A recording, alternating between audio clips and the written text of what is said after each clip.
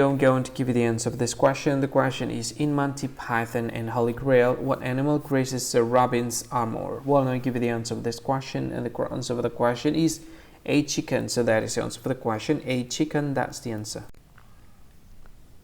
Hi, thank you so much for watching this video.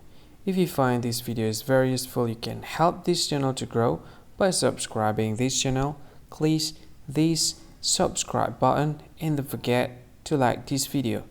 And if you find this video is not really good, or you don't really like this video, or you kind of feel that it's a little bit offensive or something like that, you can click this one, dislike button. You can do that anyway.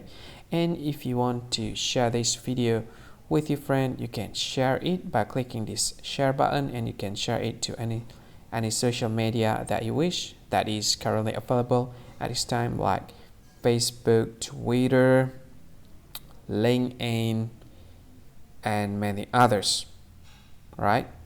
And if you want to add this video to your playlist, you can click this one. You can watch this video later, and you can find more options by clicking these three dots. And yeah, don't forget to subscribe. I think that's all of it. Thank you so much for watching this video, and see you again in another video. Bye bye. See you again.